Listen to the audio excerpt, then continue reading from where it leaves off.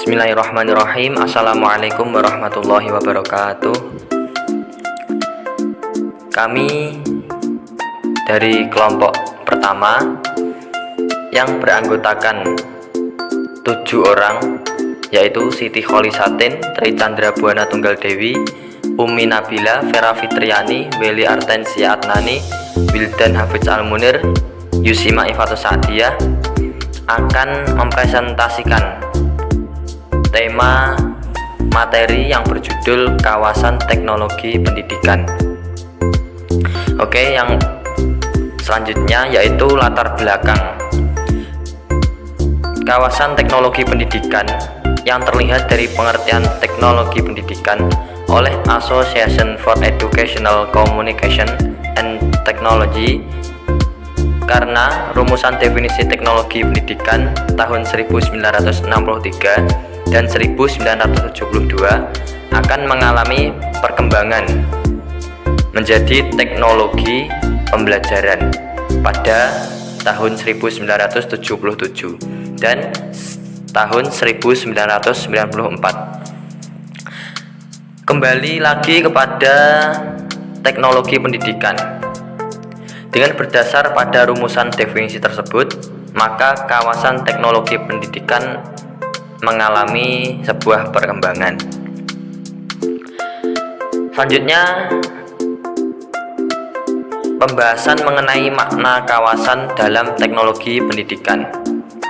Poin pertama, kawasan yaitu wilayah sebagai suatu bidang kajian atau garapan.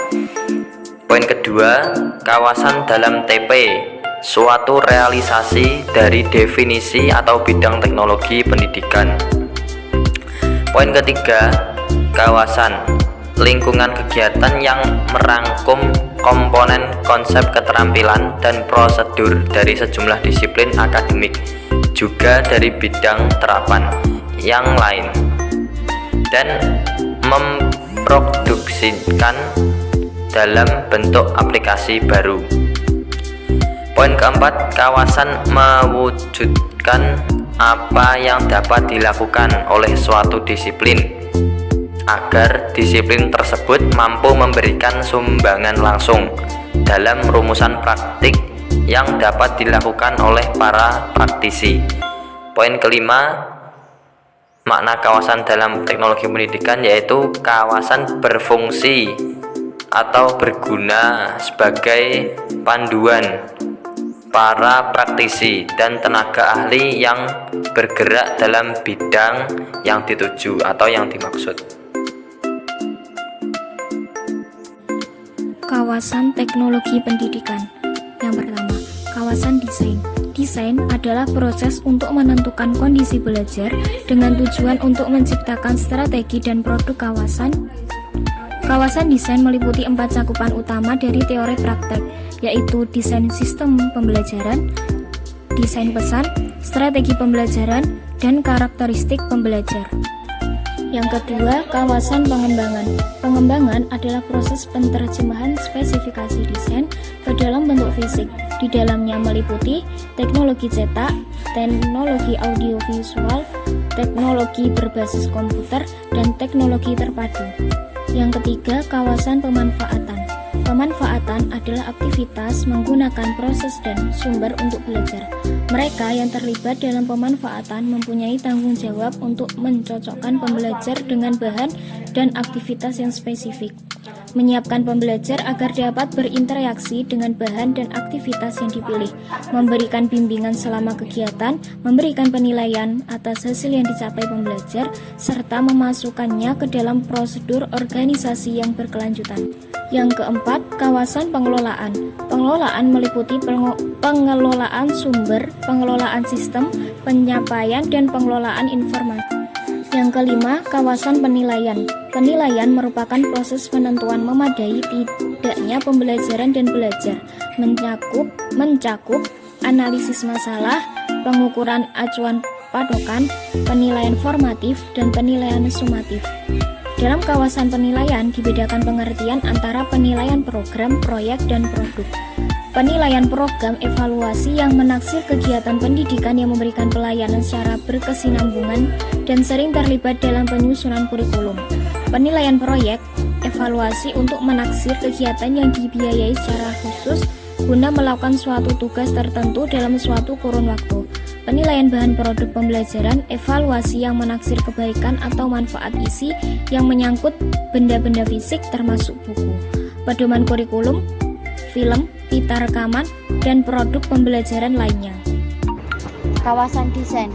Desain didefinisikan sebagai proses untuk menentukan kondisi belajar dengan tujuan menciptakan strategi dan produk.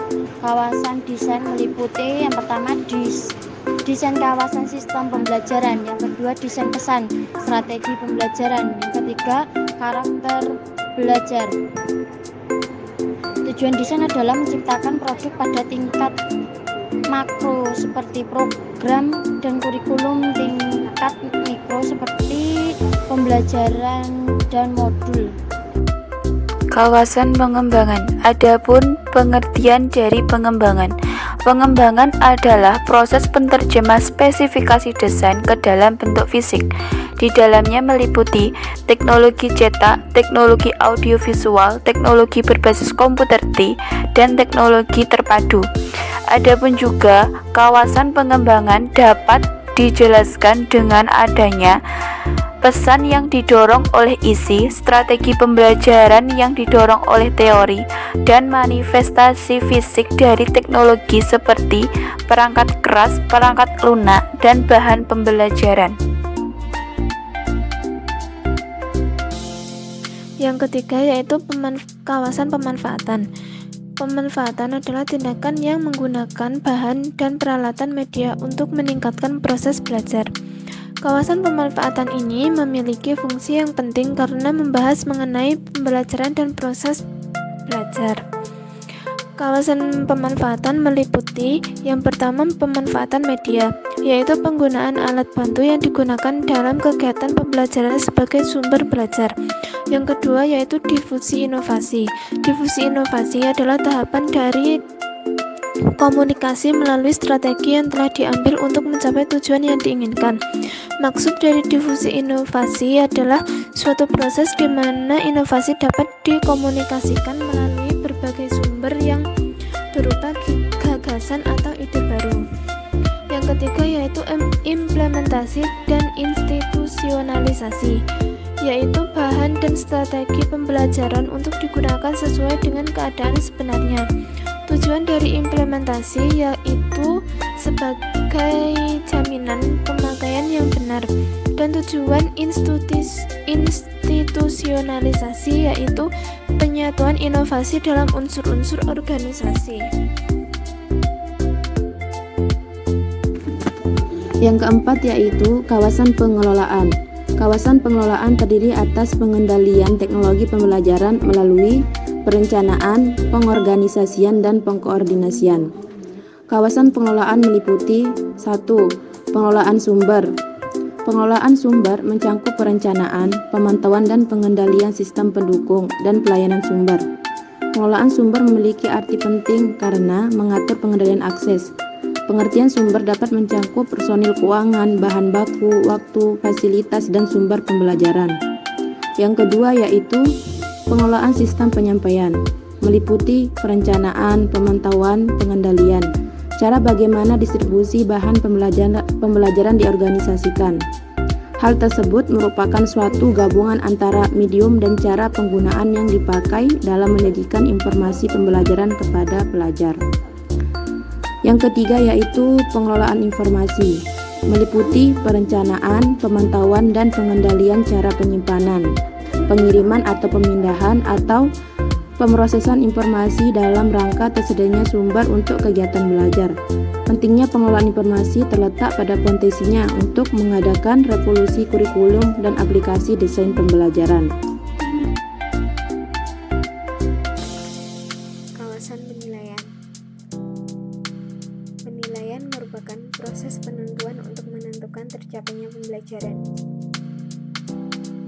Penilaian tidak hanya terfokus pada peserta didik untuk intan nilai, tetapi juga meliputi evaluasi terhadap pendidiknya, sistem pembelajaran, dan media pembelajaran.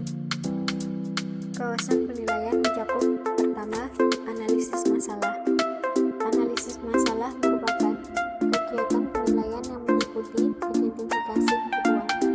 Kegiatan identifikasi kebutuhan ini untuk menemukan masalah pembelajaran seperti apa dan menghadapi kondisi belajar tertentu. Yang kedua, pengukuran acuan patokan. Pengukuran acuan patokan meliputi teknik-teknik untuk menentukan kemampuan pembelajaran.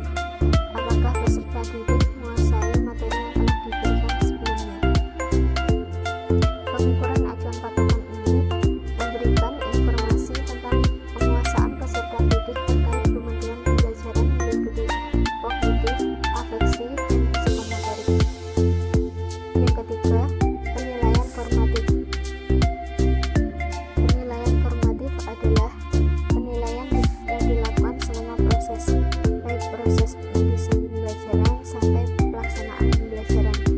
Artinya, dalam penilaian itu kita tidak hanya menilai capaian dari peserta didik, tetapi juga penilaian terhadap pembelajaran yang dirancang oleh pendidik. Hal tersebut bertujuan agar pembelajaran berjalan lebih baik dari sebelumnya. Penilaian sumatif. Penilaian sumatif lebih menilai pada capaian keseluruhan. Biasanya kita kenal dengan ujian akhir semester. Jadi, pendidik melihat capaian peserta didik melalui tes terkait materi yang sudah dipelajari. Demikian beberapa hal yang bisa kita sampaikan. Sebelumnya mohon maaf apabila penyampaian tadi ada kesalahan kata. Wassalamualaikum warahmatullahi wabarakatuh.